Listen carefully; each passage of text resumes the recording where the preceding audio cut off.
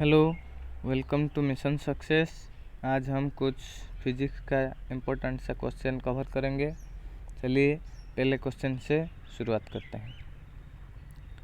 पहला क्वेश्चन आपका है, पेंडुलम का जो टाइम पीरियड है वो किसके ऊपर डिपेंड करता है। देखिए, पेंडुलम का टाइम पीरियड का फॉर्मूला आपका आ जाएगा T=L/g। L क्या होता है? आपका लेंथ होता है और g होता है आपका ग्रेविटी। ठीक है, तो आपको इधर पता चल गया होगा जो टाइम पीरियड होता है L/g मतलब लेंथ और ग्रेविटी के ऊपर क्या करता है, पेंडुलम क्लॉक का टाइम पीरियड डिपेंड करता है। देखिए इधर क्या होता है, अगर आप देखेंगे ये जो t के साथ L डायरेक्टली प्रोपोर्शनल होता है और t के साथ g इन्वर्सली प्रोपोर्शनल या इनडायरेक्टली प्रोपोर्शनल होता है। तो ये जो डायरेक्टली प्रोपोर्शनल क्या होता है, अगर आपका लेंथ बढ़ता है टाइम पीरियड भी आपका क्या हो जाएगा, बढ़ जाएगा।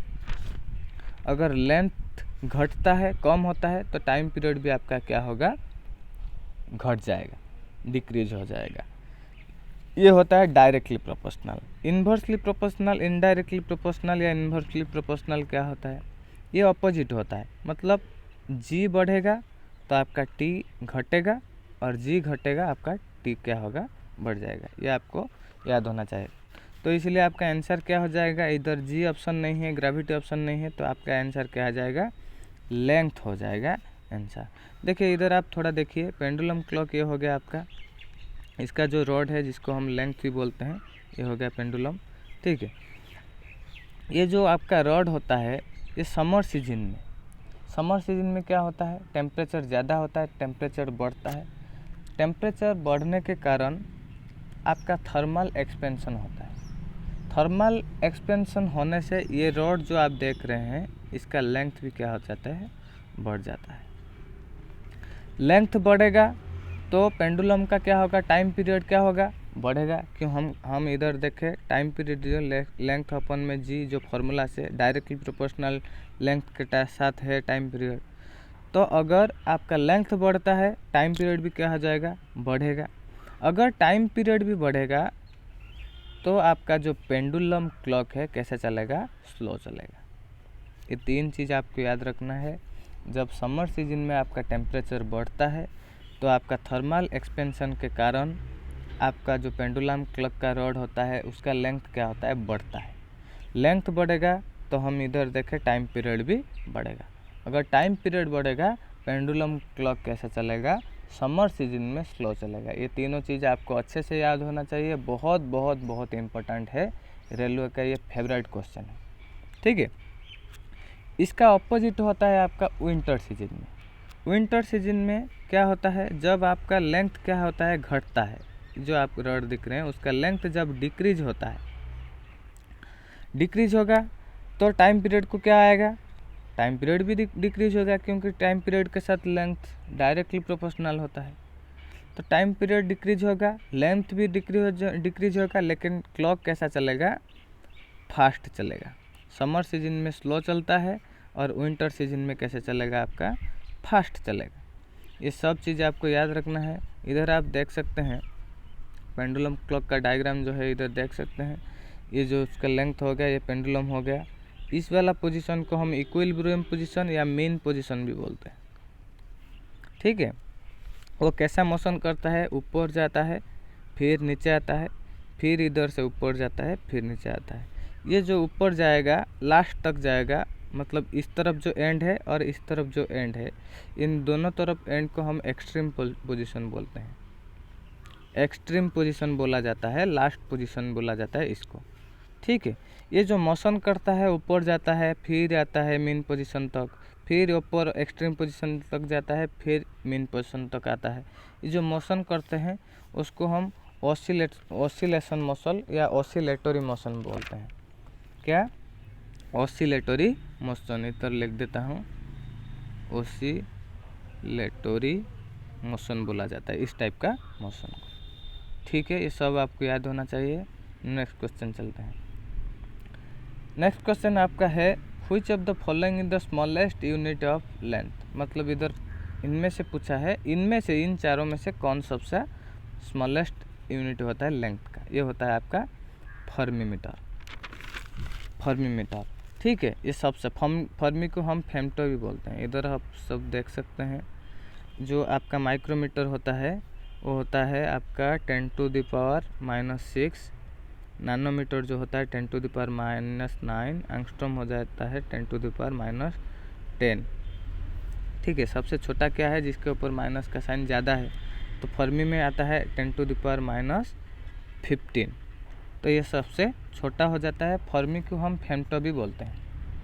फर्मी को क्या बोला जाता है? फेम्टो भी बोला जाता है। इधर आप देख सकते हैं पूरा का पूरा जो है, आप इधर स्क्रीनशॉट भी ले सकते हैं। पहले होता है डेसी 10⁻⁻1, उसके बाद सेंटी 10⁻⁻2, उसके बाद होता है मिली 10⁻⁻3। इसके बाद 333 इंक्रीज करके जाना है, मतलब 10⁻3 के बाद 6 आएगा, 9 आएगा, 12 आएगा, 15 आएगा, 18 आएगा, सब देखिए 3 का गैप होता है। तो डेसी, सेंटी, मिली, माइक्रो, नानो, पिको, फेम्टो, इसको फर्मी भी बोला जाता है, मैं बोला अभी। ऑटो, जेप्टो और याक्टो होता है, ये नेगेटिव साइन वाला। पॉजिटिव साइन में इधर भी आप देख सकते हैं, सबसे छोटा होता है डेका, उसके बाद बड़ा होता है हेक्टो, किलो, मेगा, गीगा, टेरा, पेटा, एक्सा, जेटा और यटो आपका होता है। ये सब का सब आपको अच्छे से याद होना चाहिए। अगला क्वेश्चन चलते हैं। बोला है body travels with A speed of match number या मैक नंबर कितना, 1 से ज़्यादा और 5 से कम, इसको क्या बोला जाता है? देखिए, मैक नंबर सबसे पहले क्या होता है आपको याद होना चाहिए। मैक नंबर जो होता है आपका ऑब्जेक्ट का स्पीड और साउंड का स्पीड का रेशियो होता है। देखिए, एक ही मीडियम में, इन वन मीडियम, आपका जो ऑब्जेक्ट का स्पीड होता है और साउंड का स्पीड होता है, उसी मीडियम में साउंड का स्पीड होता है, उनका रेशियो को क्या बोला जाता है? मैक नंबर बोला जाता है। मान चलो मैं एक एग्जांपल देता हूँ।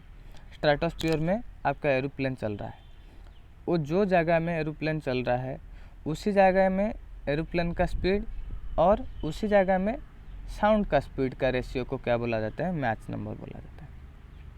ठीक है, देख सकते हैं इधर चारों टाइप का होता है आपका मैक नंबर, जिसको हम बोलते हैं सबसोनिक, सुपरसोनिक, ट्रांससोनिक और हाइपरसोनिक। एक होता है, देखिए इधर सुपरसोनिक का क्या होता है, सबसोनिक, और हाइपरसोनिक क्या होता है मैं बताऊँ। देखिए, जिसका रेशियो जो मैच नंबर होता है, उनका रेशियो अगर 1 से कम आया, लेस देन 1 आया, उसको बोलते हैं सबसोनिक। जिसका रेशियो आप 1 से ज़्यादा आएगा उसको बोलते हैं सुपरसोनिक।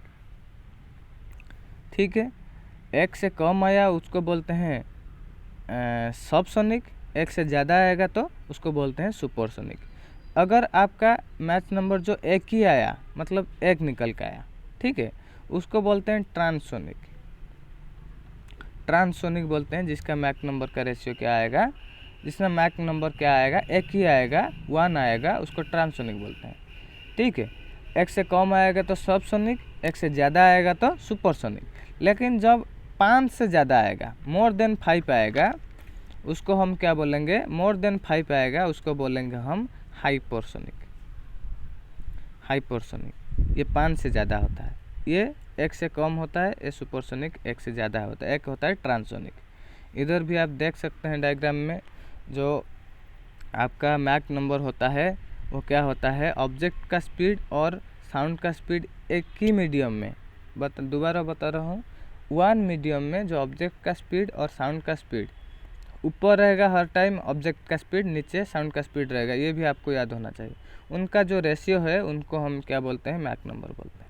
ये इधर आप देख सकते हैं, मैक नंबर अगर 1 से कम होगा उसको सबसोनिक, 1 होगा तो उसको ट्रांससोनिक, 1 से ज़्यादा होगा तो उसको सुपरसोनिक, 5 से ज़्यादा होगा तो उसको हाइपरसोनिक बोला जाता है। इधर आपका आंसर क्या हो जाएगा?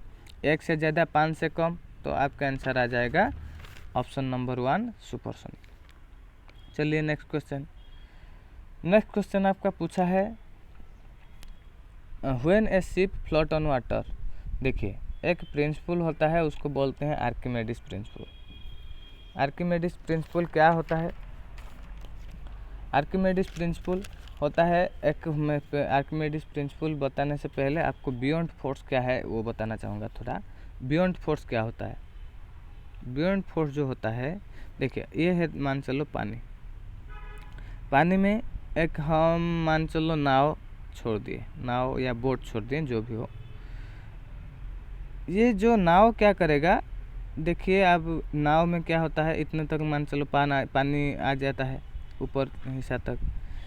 जितना ये नाव पानी को हटाएगा उसी के सब हमारे बियॉन्ड फोर्स सिंपल आप समझिए।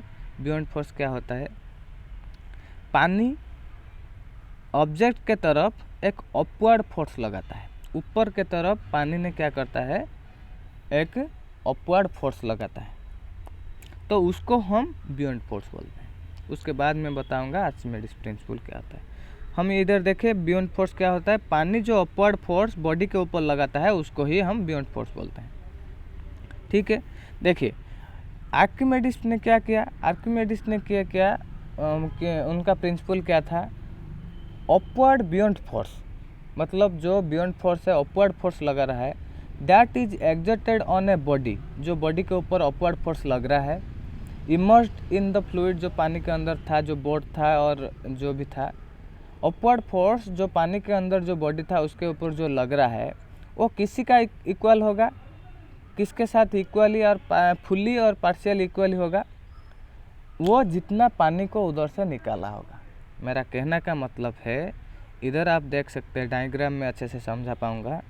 इधर देखिए एक आदमी ने एक उंगली को डाला है अंदर, ठीक है, तो पानी का लेवल इतना तक है, 2 उंगली डाला तो थोड़ा पानी का लेवल बढ़ गया है, और 5 उंगली डाल दिया तो पानी का देखो पानी बाहर तक की तरफ आ गया। इसका मतलब ये हुआ, तो आप पानी हटा रहे हैं, कैसे हटा रहे हैं, आपका बॉडी का वेट के हिसाब से या बॉडी का मास के हिसाब से क्या कर रहे हैं, पानी को हटा रहे हैं। 1 उंगली का मास इतना था, 2 उंगली का इतना, 5 उंगली थोड़ा ज़्यादा होगा, उसी के हिसाब से आप क्या कर रहे हैं, पानी को हटा रहे हैं। तो जितना पानी आप हटा रहे हैं उसी के हिसाब से मतलब उसका इक्वल होगा, नहीं तो पार्शियल इक्वल होगा, आसपास इक्वल हो जाएगा। तो उसी के हिसाब से पानी क्या करता है, आपको एक फोर्स, अपवर्ड फोर्स लगाता है, मतलब बियॉन्ड फोर्स लगाता है। समझ में आया? तो आप जितना पानी को हटाएंगे, आप तैरने के टाइम जो पानी आप हटाते हैं, ठीक है, उसी के हिसाब से आपके ऊपर पानी क्या करेगा, ऊपर के तरफ आपको एक फोर्स लगाएगा जिसको हम बियॉन्ड फोर्स बोलते हैं। तो उसी के वजह से ही हम तैर पाते हैं, जो नाव है, बोट है, आपका शिप है, पानी में फ्लोट कर सकते हैं, इसी के वजह। ये होता है आपका आर्किमिडीज प्रिंसिपल। ठीक है, ये आपको समझ में आना चाहिए। देखिए आर्किमिडीज प्रिंसिपल ये है, आप जितना पानी को हटाओगे उसी के हिसाब से आपका ऊपर क्या लगेगा, बुएंट फोर्स लगेगा, अपवर्ड फोर्स लगेगा। इसीलिए आप क्या कर सकते हैं, पानी में तैर सकते हैं। तो ये भी आपको याद होना चाहिए, law of flotation. Law of flotation जो है, आप जो तैर सकते हैं, पानी में तैर सकते हैं, ये कौन दिया था, लॉ ऑफ फ्लोटेशन कौन दिया था, आर्किमिडीज ने ही दिया था। तो इधर आपका क्या आंसर आ जाएगा बताइए, इट डिस्प्लेस नो वाटर। ये कैसा हो गया भाई, ये तो नहीं हो सकता है। ठीक है, पानी अगर कोई शिप एक पानी में जाता है तो पानी कैसे नहीं निकालेगा, निकालेगा। ये ऑप्शन गलत हो गया आपका। देखिए इधर आपका आंसर है option number 2। The mass of water displace is equals to mass of ship. जितना मास शिप का मास होगा उतना ही पानी क्या करेगा, वो बाहर की तरफ निकालेगा। उसी के हिसाब से जो शिप है पानी में तैर सकता है, फ्लोट कर सकता है। जितना शिप का मास होगा उसी के हिसाब से वो पानी को डिस्प्लेस करेगा, बाहर की तरफ निकालेगा। ठीक है, ये आपका आंसर हो जाएगा। ये सब आपको याद होना चाहिए अच्छे से। चलिए अगला क्वेश्चन, नेचुरल रेडियो एक्टिविटी ये कौन डिस्कवर किए थे। देखिए नेचुरल रेडियो एक्टिविटी जो होता है ये आपका बेक्यूरेल आंसर हो जाएगा, हेनरी बेक्यूरेल जिसको बोलते हैं, हेनरी बेक्यूरेल। देखिए ज़्यादातर स्टूडेंट्स कंफ्यूज होते हैं क्यूरी में। मैडम क्यूरी जो थे, पेरी क्यूरी उनका हस्बैंड थे, वो लगा के टिक करके आते हैं। लेकिन देखिए रेडियो एक्टिविटी के ऊपर, जो नेचुरल रेडियो एक्टिविटी के अंदर बेक्यूरेल ने सबसे ज़्यादा काम किए हैं। हालांकि आपका जो क्यूरी है, मैडम क्यूरी, पेरी क्यूरी, उनमें वो दोनों भी वो रेडियो एक्टिविटी के अंदर काम किए हैं, लेकिन श्रेय किसको जाता है? बेक्यूरेल को जाता है। इसलिए आपको मान के चलना है किसको? बेक्यूरेल को। मैडम क्यूरी और पेरी क्यूरी ने ये क्या किए थे? रेडियो एक्टिव एलिमेंट जैसे हो गया रेडियम और पोलोनियम, ये दोनों चीज़ को ये कौन किए थे? डिस्कवर किए थे। जो कौन? मैडम क्यूरी, उनका हस्बैंड पेरी क्यूरी ने। ठीक है, रेडियम और पोलोनियम। ये जो मैडम क्यूरी और पेरी क्यूरी वो कहाँ का मतलब सिटीजन है? वो पोलैंड देश के थे। पोलैंड देश के थे, इसीलिए जो उनका दूसरा जो एलिमेंट निकला था रेडियम पोलोनियम, पोलोनियम से, पोलोनियम जो है पोलैंड के नाम से उनको उनका कंट्री को संबोधित करने के लिए जो रेडियो एक्टिव एलिमेंट पोलोनियम जो है उनका कंट्री के नाम के हिसाब से रख दिए, पोलैंड पोलोनियम। तो इन दोनों को इसलिए भी नोबेल प्राइज़ भी मिला था। आपका आंसर इधर क्या हो जाएगा? Henry Becquerel radio activity discover किए थे। चलिए नेक्स्ट क्वेश्चन चलते हैं। यह आपका आखिरी क्वेश्चन है, बार किसका यूनिट होता है? देखिए बार आपका, आप सबको पता होगा, प्रेशर का यूनिट होता है।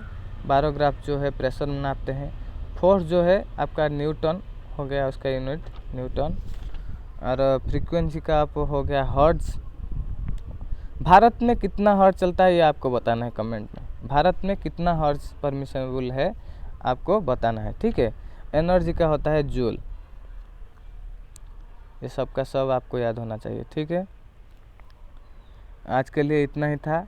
अगर वीडियो आपको अच्छा लगा है तो वीडियो को लाइक कर देना, कमेंट करके बताना कैसा लगा आपको, और हमारा चैनल को भी सब्सक्राइब करना। इसीलिए अगर मैं कभी भी वीडियो अपलोड करता हूं तो आपका नोटिफिकेशन चला जाएगा ऑटोमेटिकली, ठीक है। आने वाला जो एग्ज़ाम है ग्रुप डी के लिए, जो ग्रुप डी में आपको पता है ज़्यादातर साइंस का क्वेश्चन आता है, जैसे हो गया आपका बायो का, केमिस्ट्री का और फिजिक्स का। मैं कोशिश करूँगा ये साइंस का पार्ट को थोड़ा ज़्यादा प्रायोरिटी देने के लिए। अगला भी जो वीडियो आएगा आपका ज़्यादा प्रायोरिटी होगा आपका साइंस के लिए। चलिए फिर मिलते हैं दूसरा वीडियो में। अगर आपको वीडियो अच्छा लगा है तो लाइक कर देना, ठीक है। Thank you for watching. जय हिंद, जय भारत।